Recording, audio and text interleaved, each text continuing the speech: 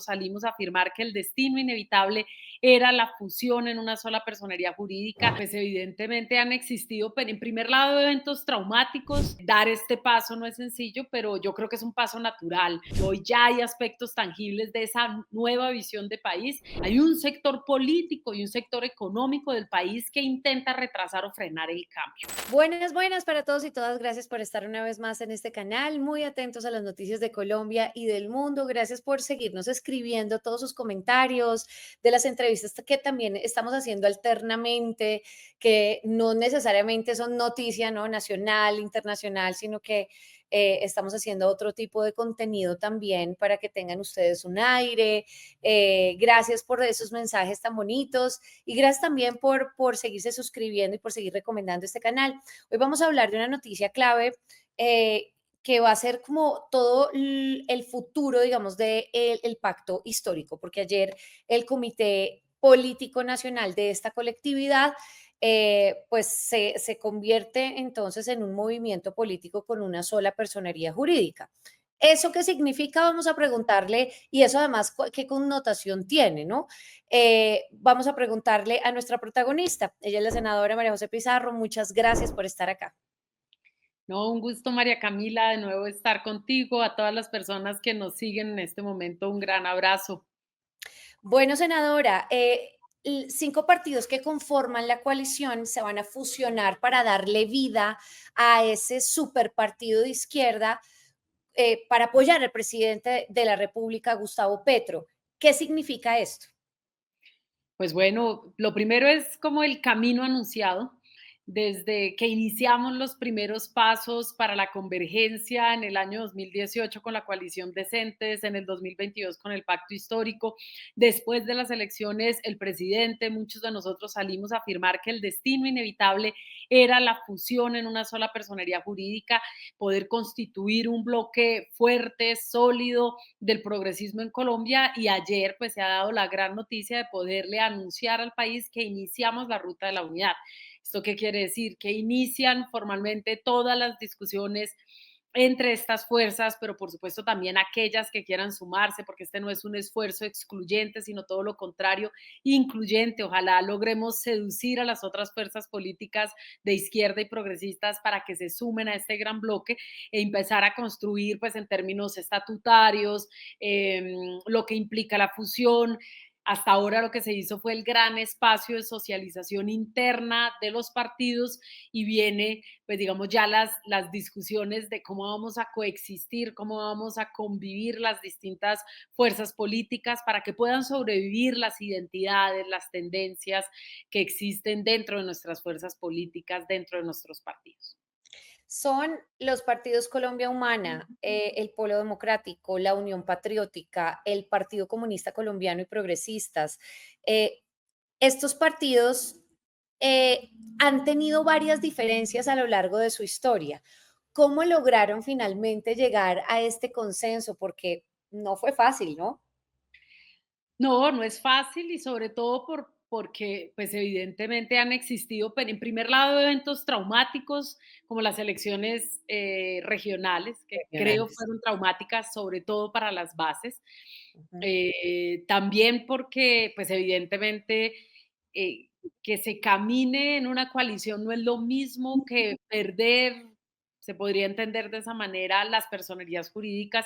Yo creo que hay casos particulares, por ejemplo, el caso de la Unión Patriótica. Ustedes recordarán que viene de un exterminio, de un genocidio de la Unión Patriótica, de sus militantes, más de 6.000 miembros asesinados, que recuperó su personería jurídica por una sentencia de la Corte Interamericana de Derechos Humanos, y perderla pues de alguna manera es un paso difícil, eso no es sencillo para las fuerzas políticas. Lo mismo Colombia Humana, a duras penas se alcanzó a consolidarse como un partido poco antes de las elecciones y como un movimiento social, y luego dar este paso no es sencillo, pero yo creo que es un paso natural, y en términos estratégicos y en términos de coherencia política es lo que se debe hacer, por eso lo hemos defendido. Entonces aquí toca tomar decisiones que no profundicen en el traumatismo, es decir, que que lo que se hizo mal pueda enmendarse, que se encuentre una ruta para que esto se pueda enmendar, para que las regiones se sientan realmente parte y no solamente, digamos, como accionar de la estructura, sino parte fundante de la estructura. Esto es muy importante. Y pues bueno, también decirle al país que nosotros transitamos el camino de la coherencia política. Si algo, si algo ha sido determinante con el triunfo del presidente Gustavo Petro, es decir, con el primer gobierno progresista, no es solo el triunfo de una persona, es la llegada de un sector político al poder que nunca había gobernado a Colombia, es precisamente que se materializa en términos democráticos, o sea, un paso hacia la madurez democrática. Hay alternancia de poderes, algo que digamos, no era tangible en nuestro país. Hay una alternancia entre los mismos sectores políticos, pero una alternancia real entre las fuerzas políticas en Colombia. Se da un equilibrio de la composición del Congreso de la República. Digamos, ahí vamos dando pasos certeros y el progresismo no puede contribuir a perder lo logrado, sino todo lo contrario, lograr en términos democráticos avanzar. Y aquí, pues digamos, lo más importante es decirle al país, existe un bloque progresista fuerte, sólido, con ideales, con una visión de país que hoy ya es tangible, no eran las promesas y las promesas, sino que hoy ya hay aspectos tangibles de esa nueva visión de país y que por lo tanto nosotros empezamos a señalar el camino. No es el camino de la fragmentación, de la división, de tener 30 personerías jurídicas, sino de entregarle al país fortalezas en términos democráticos y de cultura política. ¿Es la única manera de llegar a la presidencia en el 2026, cree usted? Buenas. Paso por acá para darles una pausa y decirles que se suscriban rápidamente acá. Clic, suscríbanse. No, pero es la más certera, no será la única, hay muchas maneras, por Sí, supuesto, nos faltan sectores aún por lograr sí. seducir, convencer, el sector, por ejemplo, de Fuerza Ciudadana, en el Magdalena, que es un sector importante en la costa, consolidado en la costa Caribe colombiana, pero, y también otros como el sector de los que, bueno, el nombre que Roy le puso en algún momento, que yo creo que es acertado, los liberales socialdemócratas, Socialdemócratas, sí, sí, sí, ¿te sí. acuerdas? Los liberales socialdemócratas con quienes hemos cogobernado, pues de Sí. alguna manera mantener esta relación, hacerla más sólida, porque tenemos en muchísimos aspectos una visión común de país, compartimos rasgos y compartimos historias, compartimos incluso luchas conjuntas como la lucha por la paz. Entonces, consolidarlo, mantenerlo, yo creo que ese será el gran aporte en este frente amplio que le estamos proponiendo al país. Yo creo que hemos dado un paso hacia adelante y ojalá en el camino logremos consolidarlo. Ese es el gran reto. Esperemos que sí, senadora. María José Pizarro, ¿cree que esas diferencias, esa división que hasta ayer pues se hizo visible y que esperemos pues que, como usted dice, ya sea otro camino, digamos, a partir del próximo año y demás, pero cree que todo esto jugó un papel importante en las reformas en el Congreso de la República que no pudieron pasar, la reforma política, salud, ley de financiamiento? ¿Cree que a eso jugó un papel importante? Pues mira, yo creo, como lo dije en un foro hace unos días, que estamos en la transición de la transición. ¿Esto qué quiere decir? Que el país nacional, cuando uno le toma el pulso a la nación colombiana, dijo en el 2022, hay un montón de cosas que están mal y deben cambiar. Nosotros proponíamos un cambio mucho más acelerado, hemos tenido que recular en algunos momentos, pero por el otro lado hay todo un país, hay un sector político y un sector económico del país que intenta retrasar o frenar el cambio, conscientes ambos sectores de que esos cambios son necesarios, ¿sí? Hay cosas en las que hemos podido avanzar, la reforma agraria, el cambio en la matriz productiva, generar una identidad y una pertenencia nacional en relación con el cuidado del ambiente, con una nación biodiversa, en fin, o sea, en términos económicos, pese a que al mal relato de la oposición, las cifras hablan por sí solas y en materia económica vamos avanzando. Por eso el ataque precisamente de la Comisión de Crédito Público a la ley de financiamiento, al presupuesto general de la nación, a la ley de presupuesto de la nación.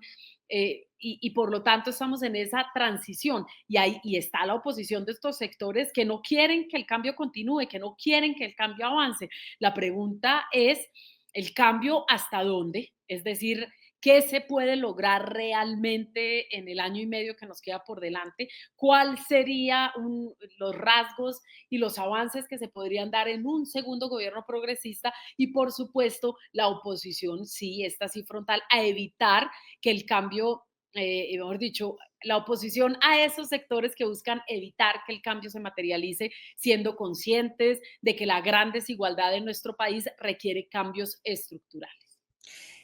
Evidentemente hay una fuerza política que es la oposición que voy a decirlo redundantemente, se ha opuesto a que todas estas iniciativas pasen en el Congreso. Si usted es una persona muy ecuánime, sobre todo si usted tuviera que hacer un balance hasta el momento de lo que se han equivocado ustedes, de la fuerza política de izquierda, de la que llegó con el presidente, hombre, ¿en qué se han equivocado puntualmente? Deme 3 cosas en las que usted diga: "Tenemos que meterle el diente a esto el próximo año". La política de género es algo en lo que debemos avanzar. Yo en eso soy, como lo he dicho muchas veces aquí, en eso soy absolutamente firme. Yo creo que se han hecho avances, pero no lo suficientes, sobre todo en términos culturales y el número de feminicidios habla por ello. Esto no es únicamente responsabilidad del gobierno, pero tiene que existir una mayor articulación institucional y mayor inversión para superar las violencias basadas en género y las desigualdades de género en nuestro país. En segundo lugar, yo creo que en materia de seguridad debemos avanzar, no se puede confundir la política de paz con la política de seguridad, pero definitivamente la política de seguridad tiene que hacerse concreta y materializable, es decir, la gente tiene que tener una percepción de que la seguridad va mejorando y bueno, finalmente hay que desterrar cualquier atisbo de corrupción al interior de este gobierno. Esto no podemos permitir. Nosotros hemos sido, digamos, hemos denunciado los grandes escándalos de corrupción, el progresismo a lo largo de su historia y por lo tanto nuestro gobierno no puede ser tolerante bajo ninguna circunstancia con ninguna actitud de corrupción. Entendiendo que la corrupción hoy es casi que endémica de la sociedad colombiana, pues tenemos que desterrarlo de la sociedad colombiana. La corrupción no se puede permitir en este gobierno ni en ningún otro. Es decir, en ningún sector de la sociedad puede permitirse ni puede maquillarse cualquier escándalo de corrupción. En eso tenemos que ser contundentes. Ahí esperamos, de verdad, le rogamos a la justicia una actuación más rápida para poder extirpar eso que es un tumor no solo de la sociedad, sino que puede ser un tumor del gobierno que no puede hacer metástasis. Por último, el presidente Gustavo Petro pues ha insistido en en distintas oportunidades sobre un golpe blando en temas judiciales y demás. Eh, Sobre estos nuevos cambios, ¿cree que tal vez o tal vez el discurso del presidente va a cambiar? Pues mira, lo que pasa es que hay un golpe blando en marcha y esto no se puede disimular y si se disimula o se trivializa, estamos lesionando fuertemente la democracia. Por supuesto que el Consejo Nacional Electoral tiene toda la competencia para investigar la campaña presidencial. Lo que no puede es, so pena de investigar la campaña presidencial, saltarse la Constitución e investigar al presidente de la República. El presidente de la República puede ser investigado única y exclusivamente debido al fuero presidencial por la Comisión de Acusaciones del Congreso de la República. Aquí el Consejo de Estado tiene una interpretación, en mi criterio, que no es acertada en relación con ese fuero presidencial que establece la Constitución política y claramente el Consejo Nacional Electoral se está extralimitando en sus funciones si investiga al presidente de la República. Si esto llega a, digamos, si se traspasan estos límites y efectivamente se avanza digamos, en un tono más político que cumpliendo la labor que tiene la Comisión de Acusaciones, nos acercaríamos a algo que ya ha sucedido en otros países del continente. Recordemos lo que sucedió con Lugo en Paraguay, lo que Mm, sucedió con Dilma Rousseff en Brasil, que terminó siendo un juicio político más que un juicio jurídico. Y las ujú. pruebas están allí sobre la mesa y por eso ya inclusive la justicia ha actuado en consecuencia y hoy Lula es presidente de la República en Brasil. Y eso es porque se cometió una arbitrariedad en términos judiciales en contra de Dilma en su momento y por supuesto en contra del presidente Ignacio Lula Silva en Brasil. Y ese camino no puede recorrerlo la sociedad colombiana porque sería terriblemente peligroso. ¿Sí? Y por lo tanto, aquí hay una democracia que debe respetarse. El voto de los colombianos debe respetarse. Estamos a un año y medio de terminar este gobierno y que debe poderlo terminar de manera tranquila, respetando el voto de las mayorías de Colombia y no recurriendo a golpes blandos que sí existen mediante lo que es, y ya se conoce internacionalmente como el lawfare o la guerra jurídica. Allí es a donde no podemos llegar y no podemos traspasar los límites en un país que ha sufrido de injusticia, en un país sumido en la violencia y profundamente corrupto. La solución no puede ser ahondar en esos problemas, tiene que haber más y justicia y mucho más robusta. No podemos escalar los niveles de violencia y finalmente tenemos que extirpar la corrupción. Este no puede ser un juicio político solo porque no estás de acuerdo con esas visiones, porque no estás de acuerdo con los avances y porque no estás de acuerdo con perder tus privilegios. Si se hace es porque hay razones jurídicas que en mi criterio, ya lo hemos dicho hasta el cansancio, no existen. Entonces se utiliza la justicia para hacer un juicio político y eso no puede suceder. Sí, por último, ¿cómo va? ¿Se está preparando ya para esa campaña presidencial que todavía pues queda un poquito, pero ya el próximo año es un año preelectoral? ¿Cómo se está preparando usted con las distintas fuerzas y en las regiones, sobre todo, yendo allí? Pues mira, yo, como lo he dicho hasta el cansancio, el progresismo no puede responder a los afanes de la derecha, el tiempo electoral va a llegar, nosotros tenemos que asumir las responsabilidades y los retos que como fuerza política tenemos, es decir, la dirigencia debe prepararse para asumir el relevo, para conducir la fuerza política, y no solamente la fuerza política en su interior, sino para poderle hablar con franqueza y seducir a las mayorías de Colombia, decirles muy concretamente, esto fue lo que logramos en estos primeros 4 años de gobierno progresista. Si queremos que el cambio avance, tendríamos que tener un segundo envión que tiene unos retos, que tiene unas metas y que se le pueden digamos, comunicar de manera muy franca a la sociedad colombiana.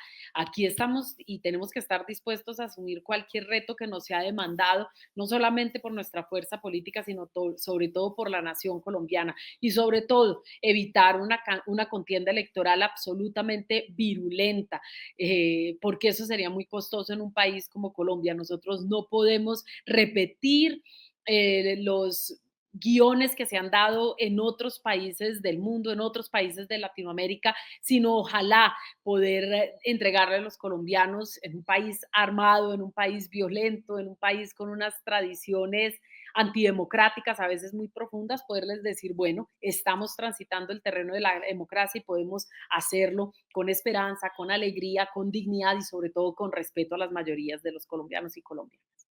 Senadora María José Pizarro, muchas gracias por haber estado con nosotros acá en este programa una vez más. Y bueno, que tenga usted una feliz Navidad, felices fiestas. Probablemente de repente estaremos conversando una vez más antes de que se acabe el año. Y si no, pues muchas gracias de verdad por tomarse el tiempo, estar en este espacio que es muy importante para nosotros. No, a ti muchísimas gracias, María Camila, por invitarme siempre, a todas las personas que nos siguen en redes sociales, un gran abrazo, una feliz Navidad, un feliz año nuevo, disfruten de este tiempo en familia, recarguen las energías, se viene un año de muchos pasos hacia adelante, no estaremos exentos vamos a decir, a las confrontaciones, a los Mm. conflictos, pero los conflictos siempre se resuelven en democracia y sobre todo, para ustedes toda la prosperidad, para la nación colombiana toda la prosperidad. Nos merecemos lo mejor porque somos un pueblo grande, un pueblo pujante, un pueblo hermoso, un pueblo alegre. Muchas gracias, senadora. Hasta luego y gracias también a todas las personas que vieron esta entrevista. Hasta el final, no se les olvide suscribirse acá abajito. Nos vemos más adelante. Chao.